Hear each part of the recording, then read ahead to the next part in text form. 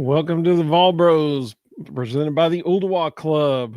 My name is Evan. This is my brother Ruston, and we are two Vol Bros. We're actually bros in real life. And you might be wondering why we did the football intro. I mean, basketball teams are playing right now. Men are wrapping it up.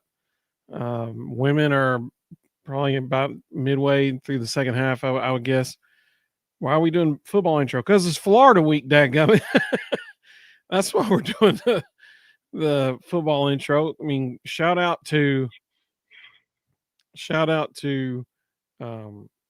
both basketball teams. They're doing what they're supposed to be doing tonight, which is good.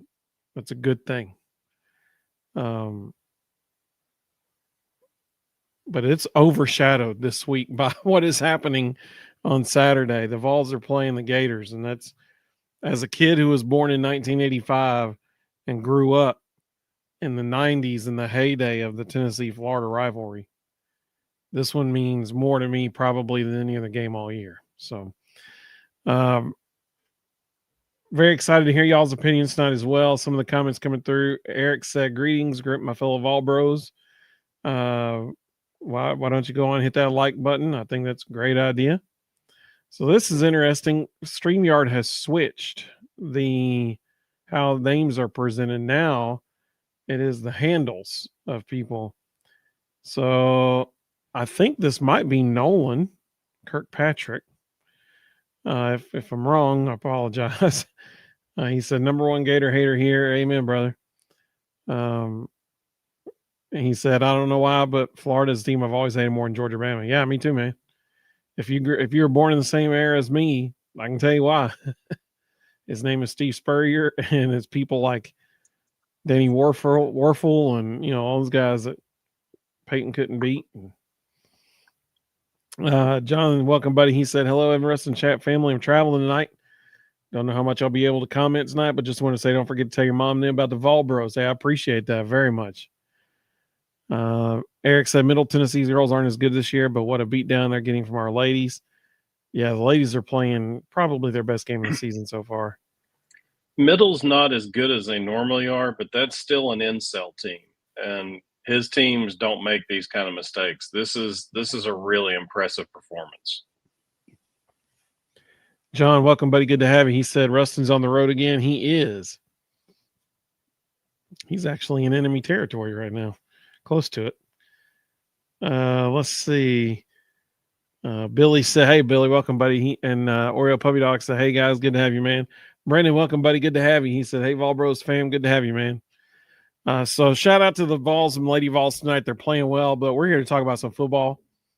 Ruston, at the end, I'll get your opinion on the basketball teams, but we're going to start our show with what do you want to see on Saturday? So what do you want to see, Ruston?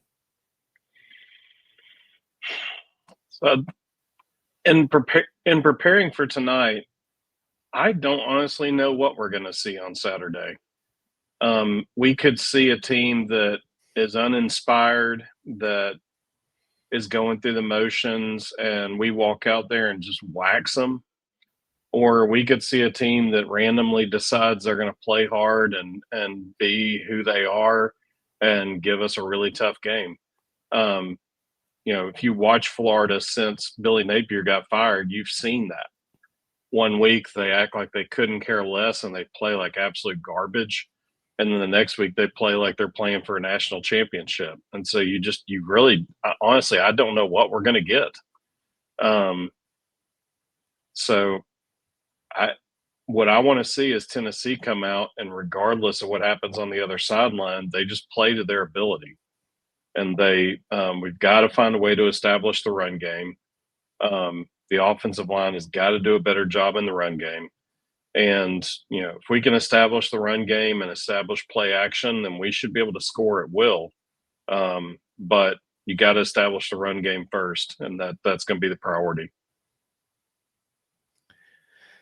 Here's what I want. I'm going to give you one thing I want to see, but I'm going to start with one thing I don't want to see. I don't want to see anything about any chart, anytime this week.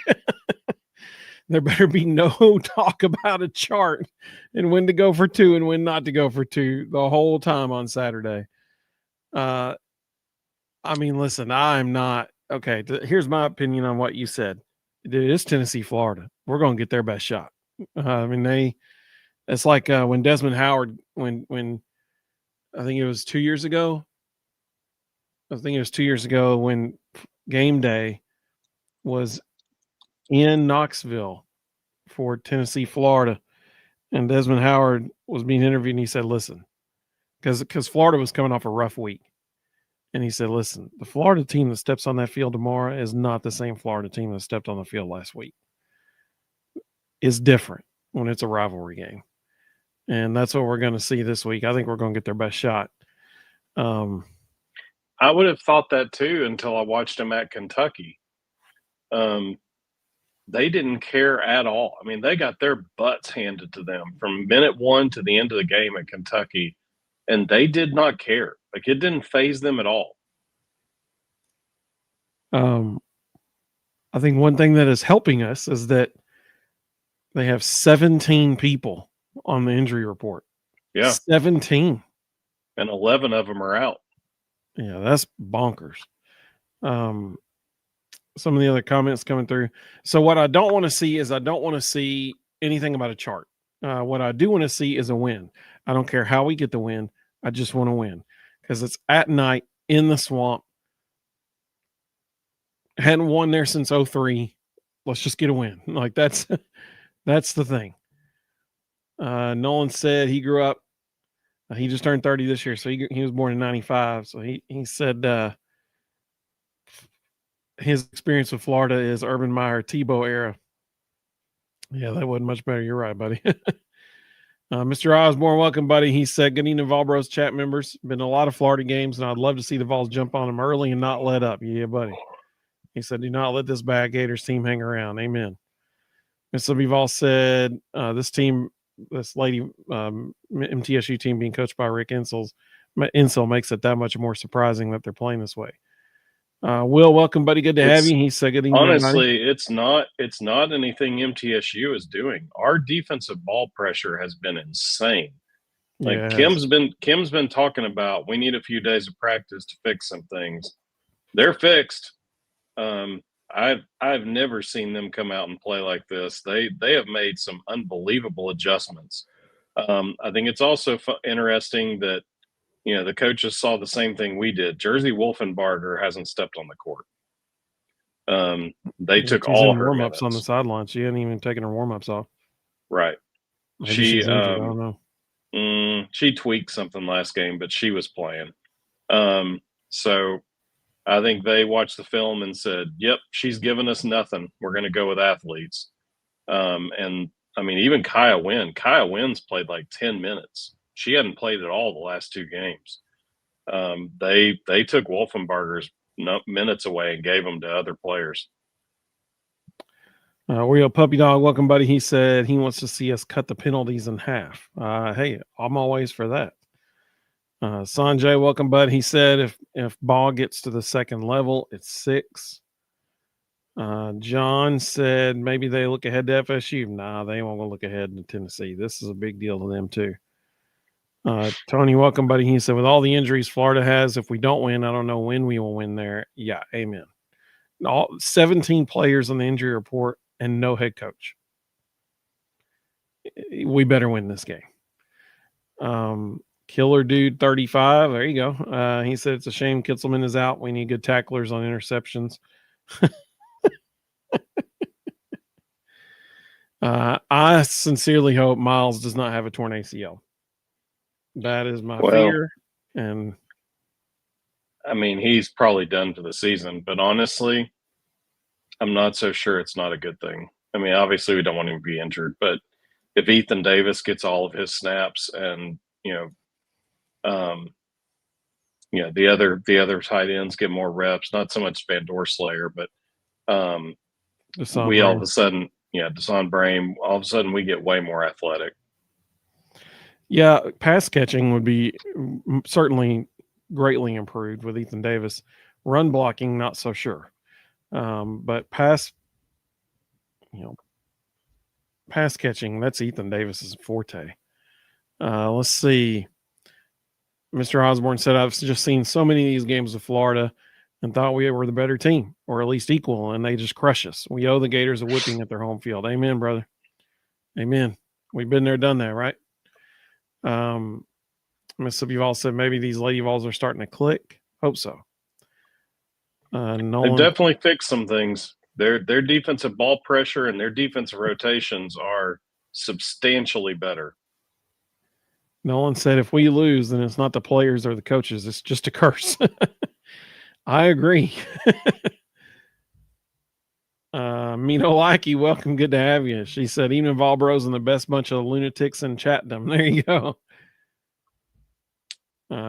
Elijah said, I'm honestly just so checked out on football. That happens when you don't have a chance at the playoff, doesn't it, buddy? It happens. Killer Dude 35 said, in all seriousness, we're losing a good blocker with Kitzelman, and with Moy already questionable, I'm really concerned. Yeah, I don't think you're going to see Wendell Moy Jr. play in this game. I'm not as worried about the blocking at tight end. They'll just use Van Doorslayer as that guy.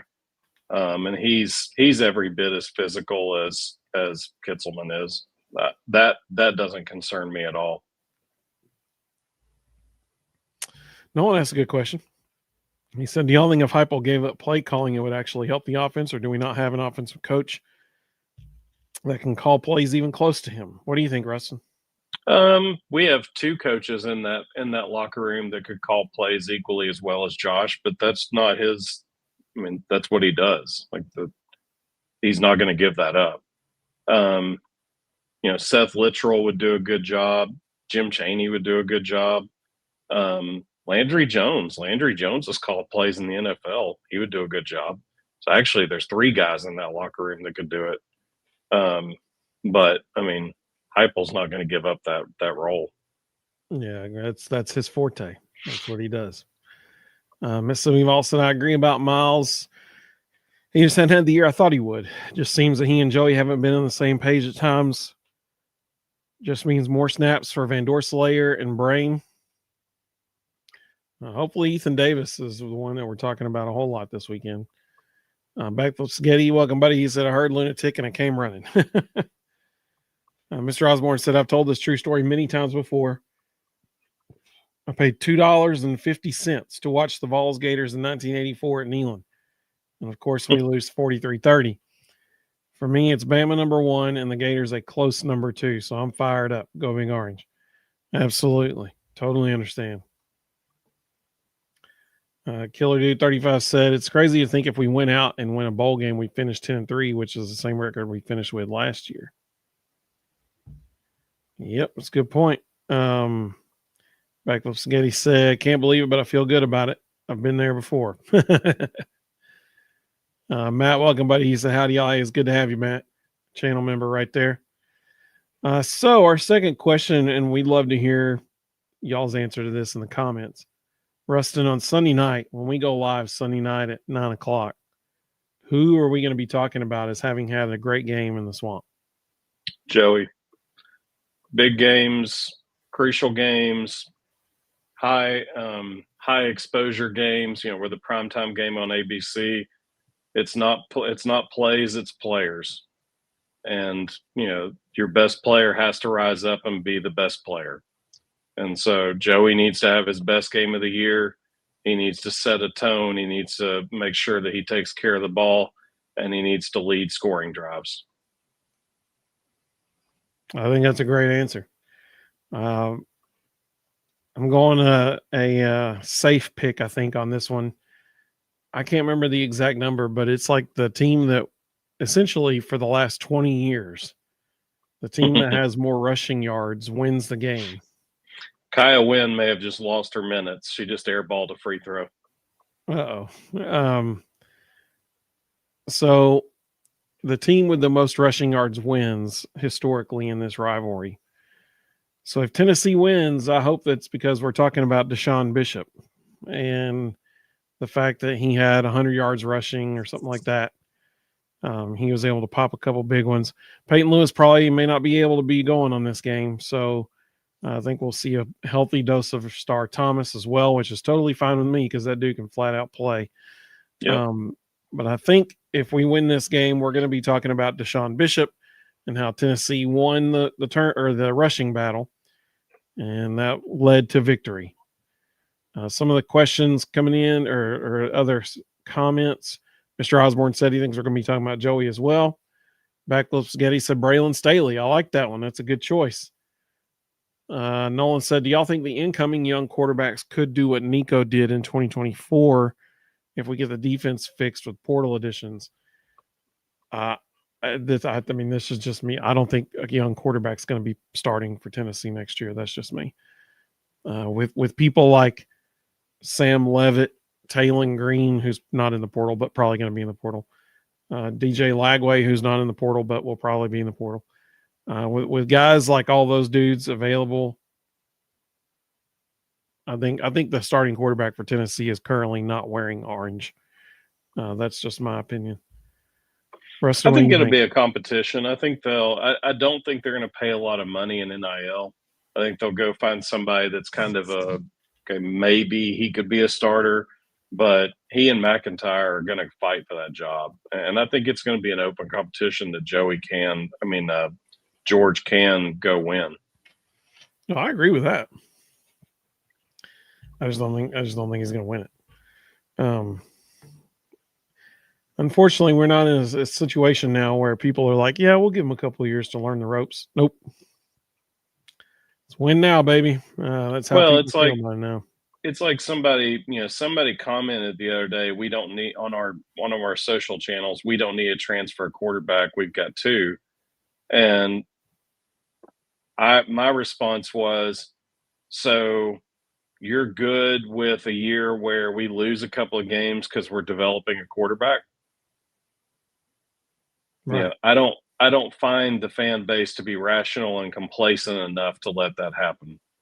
No development now has to happen either at a mid-major for a few years and then transfer in. Bingo. or in practice. There is no development in games anymore for quarterbacks. So Ricky, who's one of our honorary bros, he and I were talking about this at our workplace the other day. I wonder how long it's going to be. At your workplace? Were you standing by the cooler? Yeah, we were actually. No. So I wonder, essentially, if you are unless you are just like the greatest thing since sliced bread coming out of high school, even then sometimes not. But if you're, a high 4-star quarterback, i.e. Jake Merklinger, if you're a high 4-star quarterback, you have a choice to make coming out of high school now. You can either take some money up front and go sit and wait your turn for 2, maybe 3 years while other people are transferred in and play ahead of you.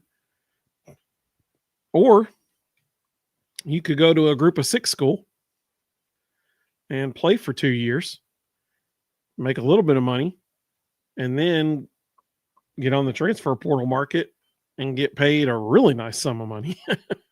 I mean, that's your choice now. It's either get paid up front coming out of high school, maybe a little bit less than a transfer quarterback would, or go play 2 years, make a little bit of money, and then go get a pretty decent paycheck. So that's their choice now. I don't know which one would be better. I mean, not getting hit all the time and still making 6 figures would not be bad. If you get to go to your dream school potentially for 2 years and then step in as the role. This is where if I'm the head coach at UAB or South Alabama, I'm calling Kalen DeBoer at Alabama and saying, hey, anybody you need, let me have them for 2 years, and then I'll send them to you. Absolutely.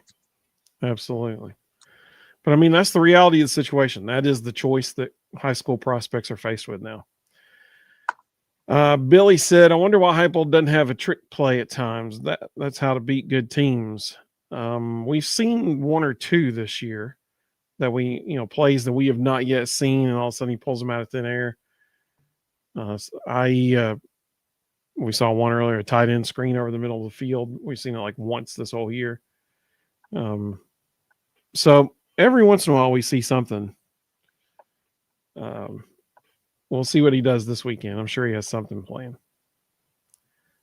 Oreo Puppy Dog said Florida defense is tough. I'm worried we drop this one in Florida shows up. Oh, for sure, man. They are, but then 1 week they're not. I mean, we're talking about a team that gave up 38 points to Kentucky and looked like they didn't care at all. And that was just 2 weeks ago. Yeah. I mean, this isn't like something that happened months ago. This was recent. Yeah. This is a rivalry game at night at home for them. I think it's going to be a little bit different atmosphere. Rhonda's with us. Kentucky, Florida used to be a rivalry. They didn't care at all. Rhonda, glad you're with us. That's the other thing is you never know what's happening behind the scenes in these locker rooms where, coaches have been fired. A lot of it may come down to what happened during the week.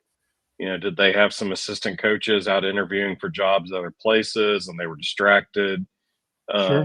Did they have players shopping themselves all over the place and it created 100%. Animosity in the locker room? You just don't know what's actually happening in these locker rooms and who's going to, again, I honestly don't know who's going to show up. It could be anybody. Backflip Sketty said, did Memphis get Purdue? It was tied last I heard. Purdue won 80-71. So it was a close game. Mr. Osborne said, Joey's got to make plays and somehow not throw interceptions. Got to establish the run, get after them when we're on defense. Absolutely. 100%. Nolan said, I'd love to see Bishop get 20-plus carries this game. I agree, man. I'd love to. He probably will if Peyton Lewis doesn't play. Yep. Tony said, if we could run the ball better, it sure would help Joey. I agree, totally. 100%. Rhonda said, I think we'll be talking about our kicker. Hopefully in a good way, right, Rhonda? Hopefully in a good way. Wait till you hear my score prediction. You'll like it based on your comment there. Mississippi Vol said, I agree, Evan. I think we'll have an experienced transfer guy back there next year, but I agree with the rest of it will be a competition. Yep, 100%. Totally agree. Stingray said, yeah, Rhonda, hopefully we're talking about him in a good way. Absolutely. Jonathan said, I believe we'll be talking about Deshaun Bishop and Colton Hood on Sunday. Though, dude, if we're talking about them, we had a good day. That's my opinion. Tony said we have to have a transfer quarterback. Yes, we do. Because you cannot play a season with two scholarship quarterbacks. Can't do it. So we will have to have a transfer quarterback next year. Killer Dude said a young quarterback against that schedule would be a disaster, in my opinion. Yep. Agreed. Backflip Skinny said he thinks the defense is going to get another turnover for 6. I love it, man. Sign me up for that. I'm all for that. Rhonda said, yeah, we don't have enough patience for a quarterback to lose games as they're learning. And she's exactly right. Oreo said we need to get about 30 dogs out of the portal and have competition across the board in all positions. Absolutely. Well, it won't be that many because there's only so much NIL to go around. And, right now, majority of your – a little bit of hyperbole there. Yeah, but even, we're talking, out of the portal, you're talking 5, 6 guys, maybe 7 or 8. But, there's not enough NIL to do much more than that. Unless we decide to get some investment from a Mexican cartel, in which case apparently the money just flows freely. If no one knows what Ruston is referring to, I invite you to Google UTEP and just check out what they've been involved in this week. Not good. I don't mind to say it. It got worse today. UTEP's being investigated by the FBI because part of their NIL was coming from the Juarez cartel. and now they're also investigating their basketball program because apparently some of the players that were receiving NIL funds were also throwing games that they were betting on. So a lot of good stuff happening at UTEP right now. But my favorite part of the whole thing was UTEP's, and this is a direct quote, UTEP's public response to the investigation. They literally said out loud, if we had known the money was coming from a cartel, we would not have taken it. Really? Glad you cleared that up. Yeah, unbelievable. Yeah, we were getting millions of dollars, but we didn't know where it was coming from. Yeah. The local car wash we just thought was doing really, really well. Yeah, exactly. Exactly. Let's see. What Rhonda said, she's starting to lean towards your way of thinking with going with proven players and transfer portal instead of out of high school. Stingray said Florida has a lot of players out on injury. They do. Josh Heupel should be talking. Josh Heupel should be actively talking to the coaches at MTSU,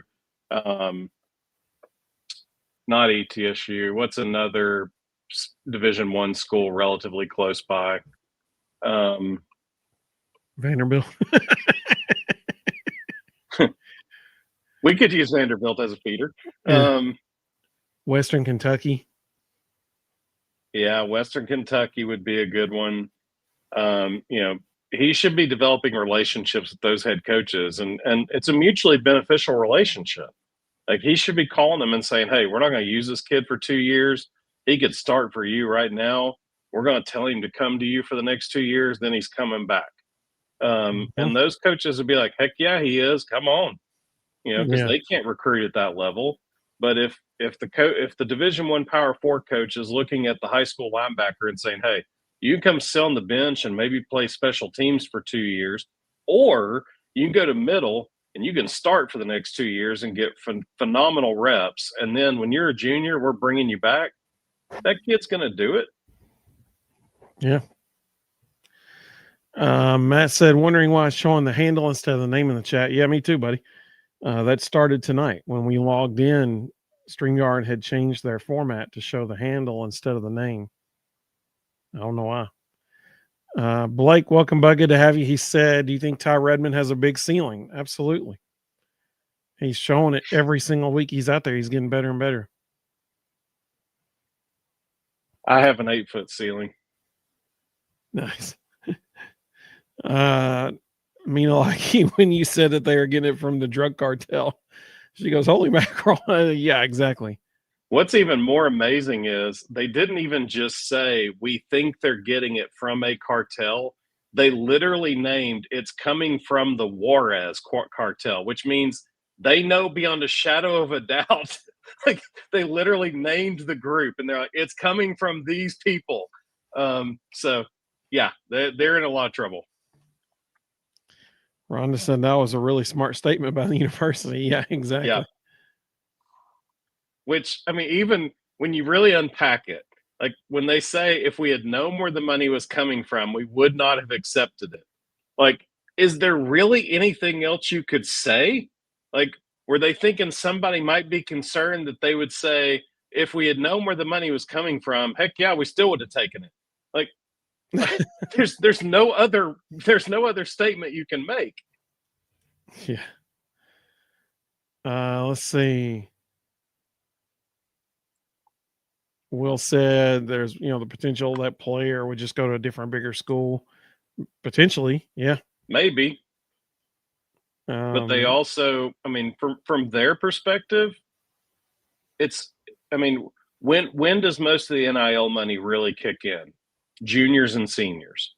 So if you want to maximize your NIL deal and you're not a top 50 national recruit, it makes sense for you to go somewhere smaller for 2 years, cash in on some smaller NIL there because you're the best player on the field, and then leverage that to get a big offer from a Power 4 school your junior year.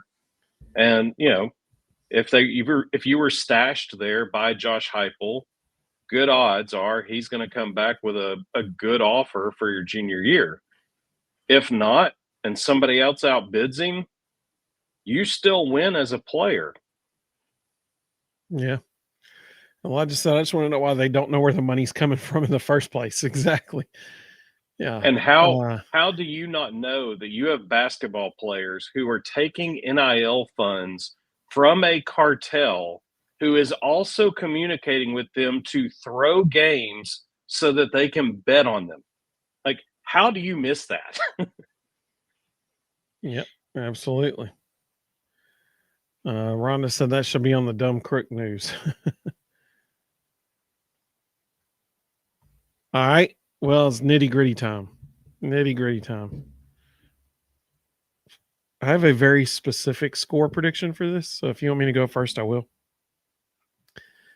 Or do you want to give your score prediction first? No, go ahead. Because honestly, I forgot what I was going to say. I need to look at it again. You're going to have to do some math when I say mine. So my score prediction is 33-30 Tennessee. Now, please understand, I'm fully aware this is my battered Vol syndrome flaring up. I get that. I get that. But my goodness gracious, first of all, it's an away game, so it's in the swamp at night. We don't have a playoff spot on the line. It's just a bad situation. I'll be curious to see if Joshua Josephs even plays. I hope he does. We'll see. We hadn't won there since 2003. I remember watching that game. James Banks catches the Hail Mary right before halftime. I remember watching that game. I can tell you exactly where I was sitting watching that game. I've seen too much. I've seen 4th and 22, and all we have to do is get a stop and we win the game. And instead, we let a dude break 3 tackles and go down the sideline to score a touchdown to win the game. I've seen Felipe Franks in the last second Hail Mary hit a guy in the end zone after he got behind our secondary. Why in the world we let him get behind us? I still have no idea. I saw Butch Jones with a chart. I've seen too much. I've seen too much. So if Florida had a head coach, if Florida didn't have 17 players on the injury list, it would be tough to not pick them to win this game.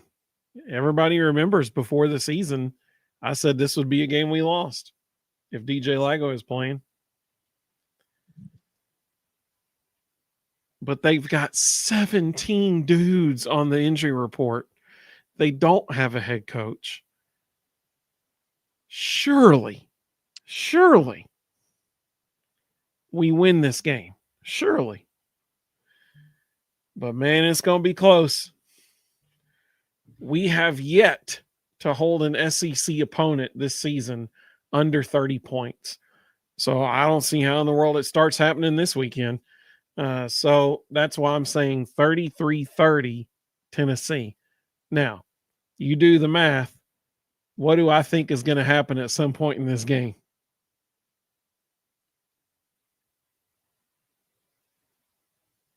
Well, technically, nothing could happen. It could be 3 touchdowns and 4 field goals. No, it's not that. 4 touchdowns, a field goal, and I think we get a safety at some point in this game. I think that Jackson Ross has his moment in the Florida sun, well, moonlight because it'll be at night, and he gets an incredible punt downed at the 1-yard line. And on the first play, we almost get a sack. They barely get it out, And then on the second play, they're like, all right, let's get a little risky. And they drop Lagway back and we sack him. I think that's what happens. And we get a sack at some point in this game. And we end up winning 33-30. That's my prediction. You want to give yours? Yeah. I do agree. I think it's going to be close for a while. I don't think we have a clue what we're going to see. or what's going to be on that other sideline. Anytime you're in a situation like they are, from week to week, it can be tight knit or it can be utter dysfunction, and you just don't know what's happening in that other locker room. You don't know what all they're dealing with. You don't know who's shopping themselves all over the place and what that's creating. Yeah, that's a good point. And so teams who are in that situation usually can't maintain 4 quarters of composure. So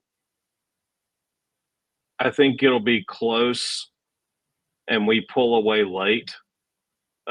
Maybe even get a pick six or something because they're pressing and trying to do too much.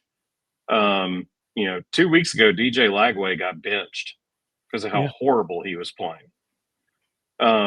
So I'm going to go 36-23. Tennessee wins. Yeah. Which also, by the way, is our average points per game in SEC play versus their average points per game in SEC play. So you're saying this will be our first time this season to hold a team in the SEC under 30 points. I'm saying it better be, right? I'm saying analytics and stats after 6 games worth of proof and data says that Florida averages 23 points a game in SEC play. I love what Elijah said. When I said 33-30, he said 11 field goals for us and 10 for them. Also a possibility. How amazing would that be? That would be incredible. Let's see. Blake said I have Florida 35-28. I get it, man. I get it. Backflip Spaghetti said I'm not making a prediction. He said it's not a great year for both teams. I'm tired of living in the past. Let's go get this one. There you go, buddy. Blake said, how old was Ruston in 2003? Still in high school? Nope. It was my senior year. I graduated high school in 2003. No, I was full-time working well out of college in 2003. Yep. Let's see. Matt said Battervall syndrome initiated. Yep. Billy said I was going to say 42-7, but since it is Florida, 42-21. I hope we score 40-something points. That'd be amazing. Mr. Osborne said I was 36 in 2003. Yeah, I was 18. Ruston was 25 at the time. Let's see. Billy said 42-21 Tennessee. Blake said I was 2 years old in 2003. Yeah. It's been a while since you got to see a win at the Swamp then, huh, Billy? Or Blake? Missy Duval said I was 29 when we last won down there in 2003. I'm 51 now. It's been way too long, folks. Amen, brother. Amen. Let's see. Mr. Osborne said 38-34 Vols. I think that's actually a really good prediction. I almost went 38. Actually, that was almost my prediction, actually. When I was thinking about it, I was like, it could be like 38-34. But I don't even know. Here's my thing. I think if we do score 38, it's because we did have a defensive touchdown. I don't know if our offense can put up that many points in the Swamp at night. I hope we do. I really hope we do. But I love that prediction. That almost was my prediction, actually. Oreo Puppy Dog said with a heavy heart, 34-27 Florida. I get it, man. I get it. Totally understand. Backflip Spaghetti said, I know we don't have a good track record, but I think this team is tested and we'll find a way. How much? I don't know. Yeah, I mean, that's why I'm saying it's a 3-point game. Listen, as long as we're 1 point ahead of them at the end, I'm cool. Like, whatever.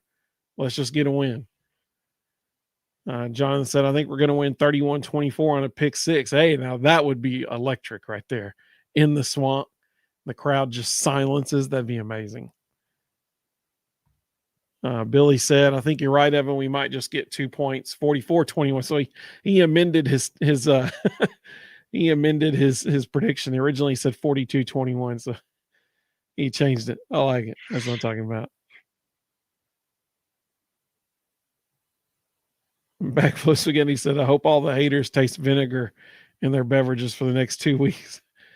Dude, it's not hate. It's just battered Vol syndrome. I mean, that's all I can say. Like, I mean, we've seen too much, like we've seen too much. Let's see. Will said, I keep telling you back up the Brinks truck for Brian Hartline before someone else does. Heupel is John Cooper 2.0, in my opinion. He's also the winningest coach we've had since Phil Fulmer. So, yep, he's not going anywhere down here anytime soon.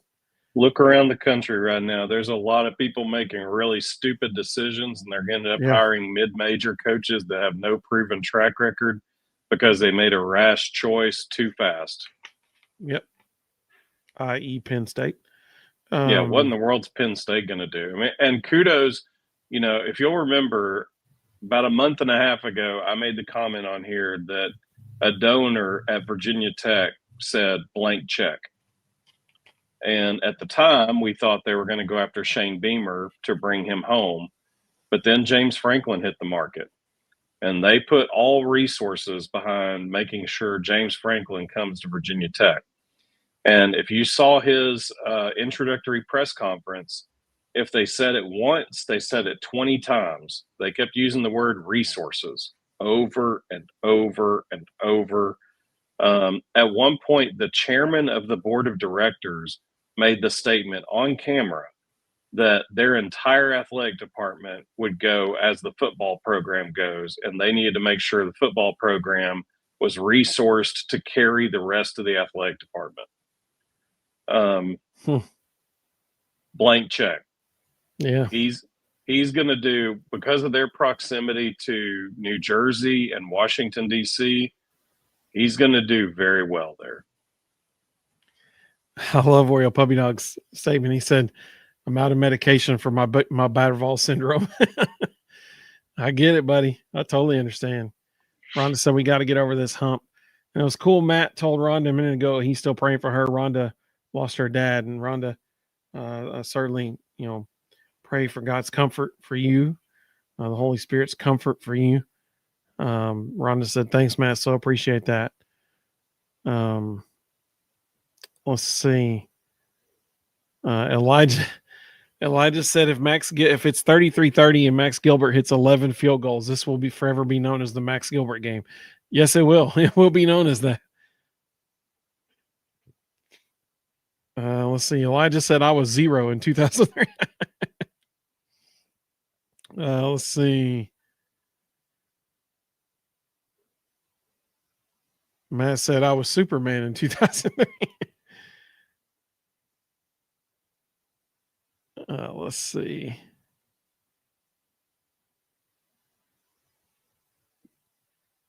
Like he said, the Juarez cartel, Ruston said when the first 6 were outed that this was just the tip of the iceberg. But Ruston, did you ever think a cartel would be involved? Nope. No. At no point did I ever think that the FBI would be invading college campuses to try to hunt down a cartel. Yeah, exactly. This is a really good prediction right here. This is a really good prediction. I could see this being a 20-28 kind of game where we have to hold on the final drive to keep Florida from tying the game. Absolutely. Absolutely. I mean, that you might have just hit the nail on the head. That is a very good prediction. That may actually be exactly what ends up happening. Will said James Franklin ain't going to do anything at Virginia Tech. Well, I don't think you're old enough to remember Frank Beamer. The ACC is terrible, and Virginia Tech has a long history of being one of the best programs in the country. And I can promise you, within 2 years, James Franklin, because of the recruiting location, will have Virginia Tech in the top 20. They'll be winning the ACC every year, and he's going to be able to go get guys that people don't think he can get because he has an unlimited check to go get them. And he's gonna tear it up there. Well, I tell you what, let's finish our show. So everybody's given their prediction. Backflip Spaghetti said, I remember when they were the talk. I mean, especially back in the Michael Vick days. But even later, like the Tyrod Taylor days, like yeah, they weren't flashy. They'd go double back, they'd run inside zone and option every play, but they would just slam it down your throats. And they would play insanely good defense. They were the best special teams in America, and they just won. Like you just knew they were going to find a way to win. And there are within 100-mile radius. Actually, James Franklin mentioned it in his press conference. He said within a 6-hour drive is every major recruiting hotbed. So they can literally recruit the best areas of the country all the time with a blank check. He's going to win. Vols Titans 8 just gave his prediction for this weekend. He said 38-31 Florida. I've seen this story before. I understand, buddy. I understand.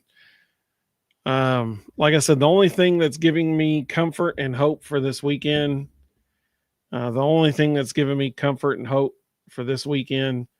is the fact that there are 17 players on Florida's injury report, and they do not have a head coach right now.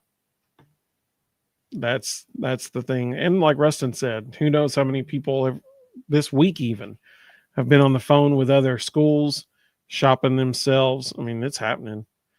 I mean, my goodness,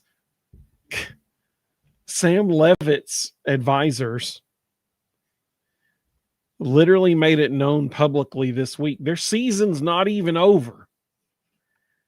And they made it known publicly that they are actively shopping him to the highest bidder, essentially, in the transfer portal right now. Spoiler alert, that would be tampering for any school that is talking with him and his advisors right now. That's tampering. So his stupid advisors just admitted that they've created an NCAA infraction. But it's bonkers, man. This is ridiculous. It's absolutely bonkers. This is what happens when you make policies with no legitimate rules behind them. Yep. Let's see. Matt said 30-28 Vols. Yeah, that could be it. It's going to be close. And he said it's because there's so many people out on Florida's injury report. Yeah, for sure. 17 total. Almost, 3/4 of them or more are listed as out. Rhonda said being a night game makes it tougher this week for sure. Noel just changed his pick. He said, I'm going to change it from 20-28 to 26-28 because I think they will score on us. in that last drive down the field, they will score, but we're going to stop them on the 2-point conversion because Colton Hood locks down the Florida wide receiver on the 2-point attempt. I love it. That's what I'm talking about. That is the kind of precise prognostication that I like on this show. That's good. Oh, that's great. John said, so where is Dillingham going to coach next year?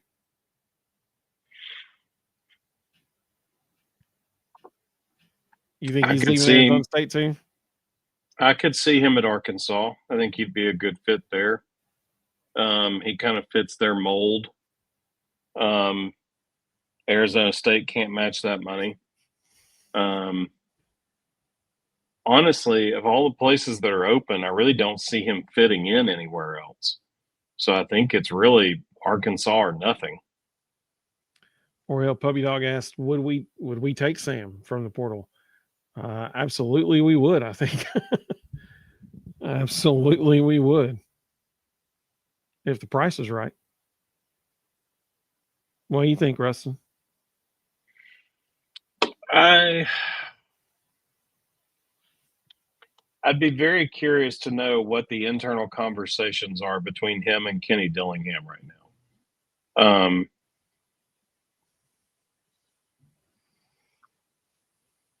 Like, is he really leaving, or is he helping Kenny get a big time offer?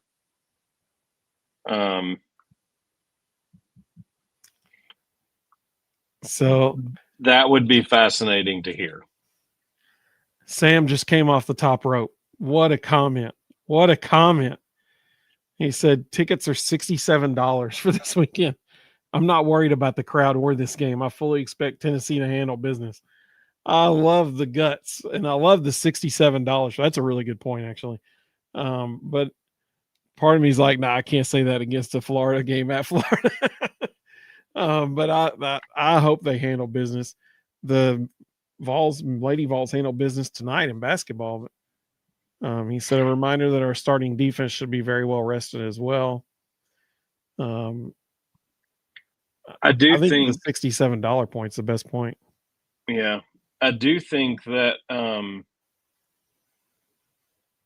we've learned something this year as far as quarterbacks go.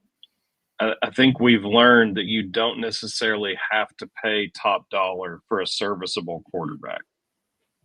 AJ Regular. If Levitt really is saying that he's going to the highest bidder, I'm not interested in that. I'd rather spend money on a guy who might be able to win the job if he can beat out George McIntyre, and if not, be a serviceable backup in case something happens to George. Mr. Osborne asked, do we think Kiffin goes to LSU or Florida? Or option 3, none of them?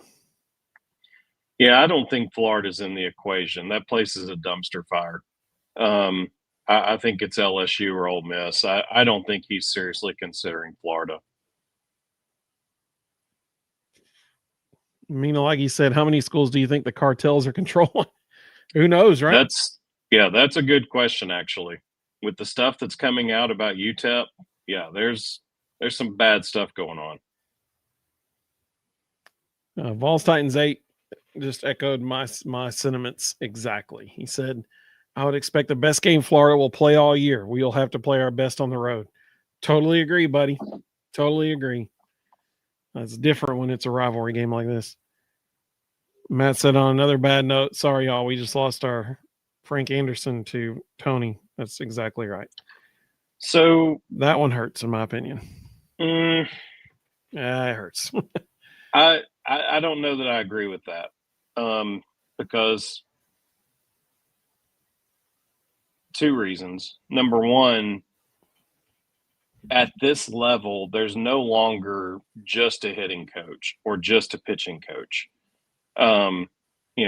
They've got other guys who are grad assistants or player personnel people who are being groomed to be the next guy.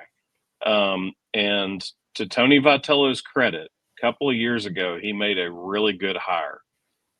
Josh Reynolds is the director of pitching performance, which is just a made-up title to be able to hire somebody. He has over 20 years experience as a college Division I pitching coach and 4 or 5 years of pro experience as a pitching coach. He's younger, he's energetic. He's the guy who does everything with the pitchers that Frank is too old to do. So he has been every bit as involved in every part of the pitching development as Frank has. And nothing's going to change. They're not going to miss a beat. They're just going to keep doing exactly what they do because Josh Reynolds has been right there doing it with Frank the entire time. What'll probably happen now is Kirby Cannell will go from being a grad assistant to the director of pitching performance, and he'll get a promotion into that job that was just opened up. So, the reality is you've got 3 guys who work with the pitchers all the time. 2 of them are still there. One of them has over 20 years experience as a Division I pitching coach, and has done very well in his career. So pitching is pitching. I'm not worried. Let's see. Rhonda said, I saw we lost 3 players. They entered the transfer portal. Does anyone know anything? We oversigned. We couldn't keep them all. They got to leave. So it's 3 backup to the backup outfielders who knew they were never going to see the field. And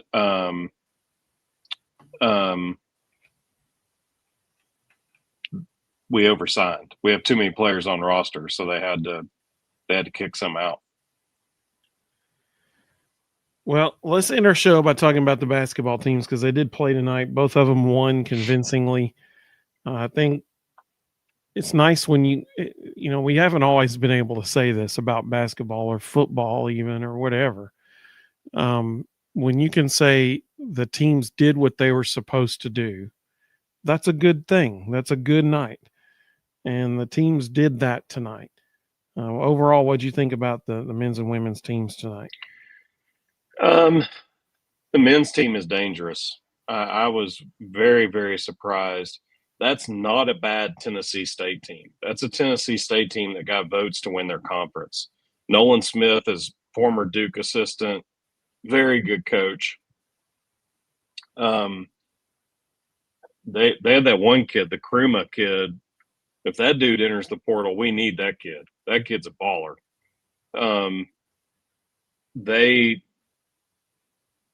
They can beat you in so many ways. It's unreal.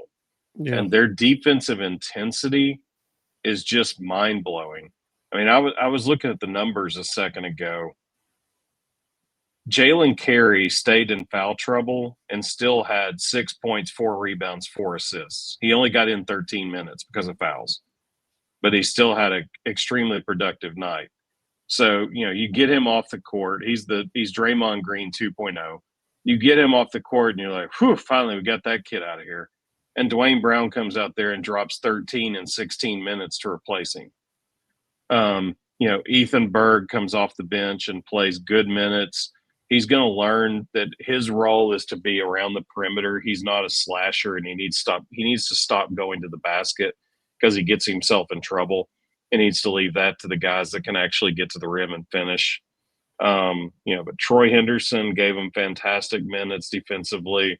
Amari Abram is really figuring out how he fits into all this, and that dude's a highlight reel waiting to happen. Huh? Yeah, Dortch hit that on the head. Yeah. On our show, he was asked, who do you think is going to end up being the 2 spot? And he said, I think it's going to be Amari Abram. And that's exactly what's ended up happening. Yeah. He's figured out how he fits in, and that dude, man, he brings so much energy, and his defense is just ridiculous. He hit 3 threes to start the game. Yeah. Finished with 15. He just kept finding ways to score. They've got so many weapons, and they can beat you in so many different ways. That team is going to go deep. They have all the makings of a deep tournament run team. On the women's side, I'm going to quit questioning anything Kim Caldwell ever does. I have never seen a team in 3 days of practice solve their issues to the level of what the Lady Vols did tonight. Well, they came out and they played hard the whole game. They ended up beating MTSU 85-41. For those who don't follow mid-major college basketball, Coach Insell is one of the winningest coaches in the history of college basketball. His teams don't make mistakes. Tonight, we forced 27 turnovers, and 17 of them were steals. It's mind-boggling. Their defense was off the charts, and they just kept coming in waves. There was no letdown. They got scoring from a wide range of players. none of which was Jersey Wolfenbarger. They clearly said we're going to go fast and athletic. We're not going to play people who don't play hard. Lauren Hurst got 9 minutes. She hadn't played 9 minutes the entire season combined. They got her 9 minutes tonight. She finished with 5 points and 3 rebounds. Denia Prawl got the majority of Wolfenbarger's minutes, and she finished with 15. They ripped them apart, and it was relentless. And it's also been good to see Janiah Barker figuring out how she fits in. She had a double-double tonight, 20 and 12.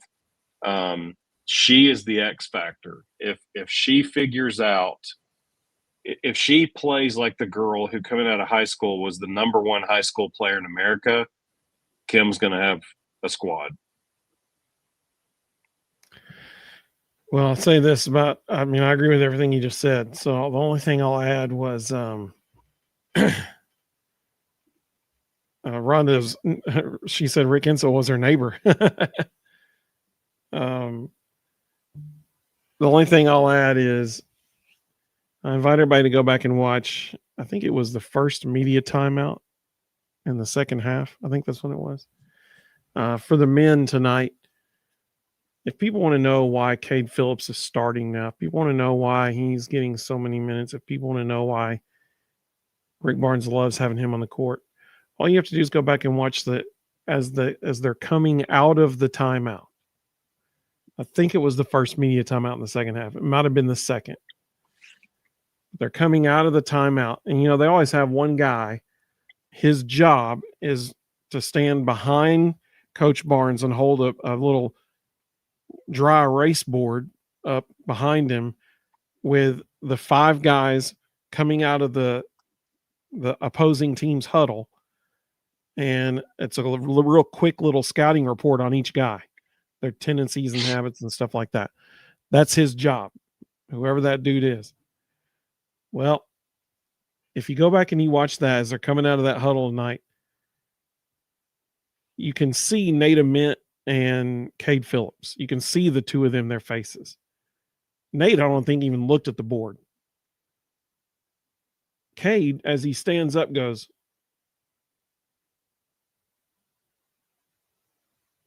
and stared at it that long before he walked out on the court. Listen, he wasn't just getting the scouting report on his guy.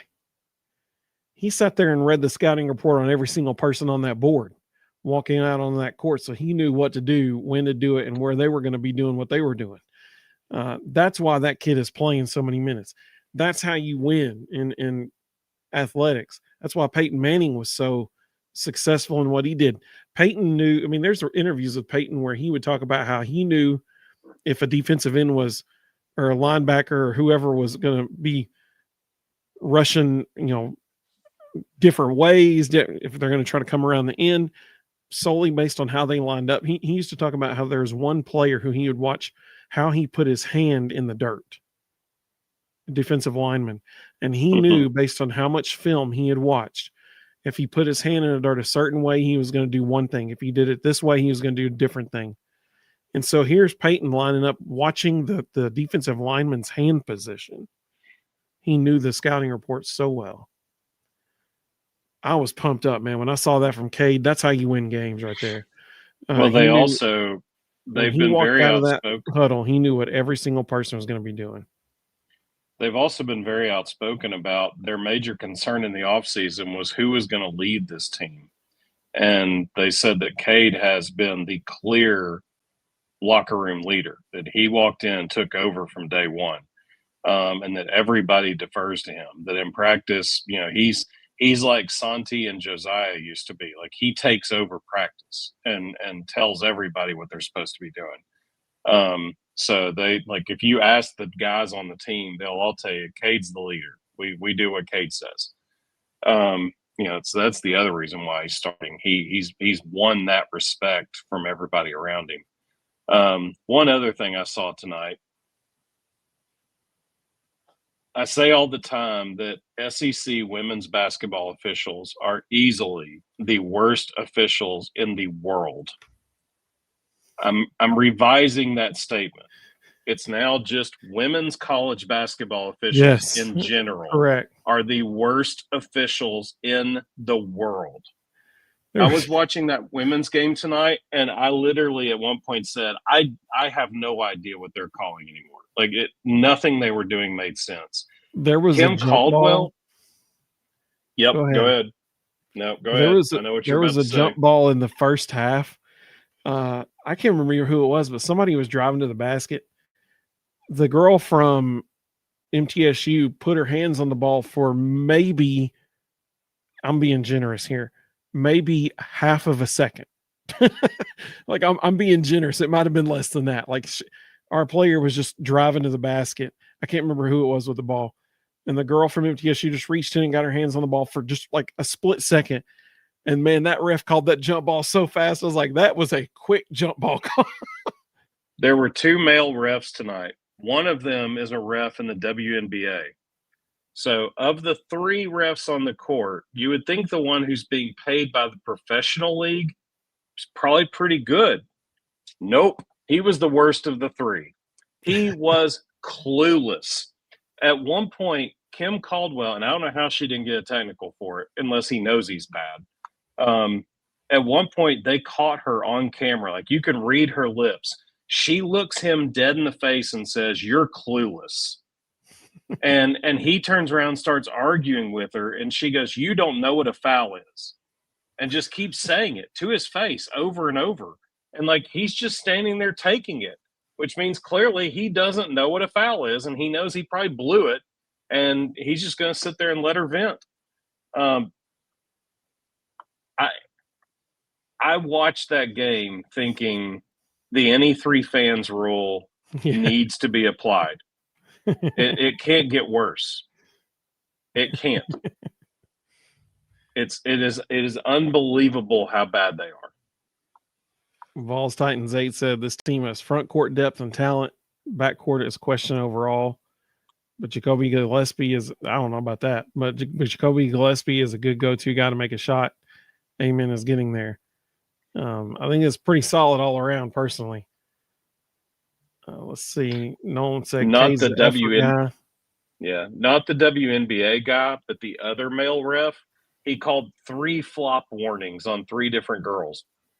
I've never seen anybody call a flop warning all year. He called 3 in one game. Yeah, the announcers even said, "I've never seen that called." After the 3rd one, Kim got him as he was running down the court, and you could read again. She doesn't hold back. You can read her lips on everything. As he ran by, she looked at him and she said, "What in the world is a flop?" Like she wanted to hear his explanation of what a flop is because she didn't think he knew.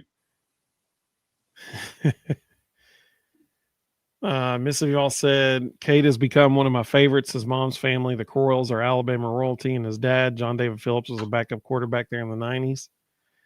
Like said, Kate reminds her of Meshack and how he studies the game. Backflip Spaghetti said the difference between the player of the game and the student player of the game. There you go. Let's see. Yeah, Rhonda said they were picked out of the stands.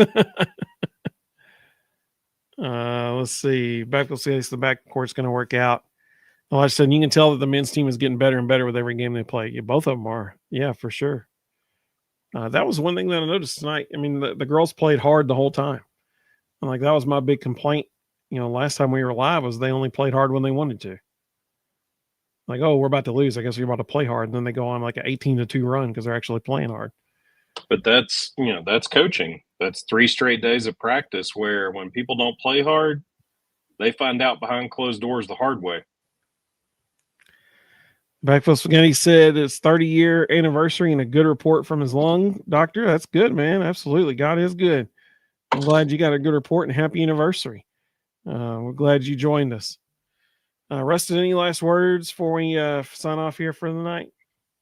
Nope. If the NCAA is watching and they want to create some accountability for women's college basketball officiating, I'm happy to be your officiating advisor and help make these people halfway awful instead of completely awful.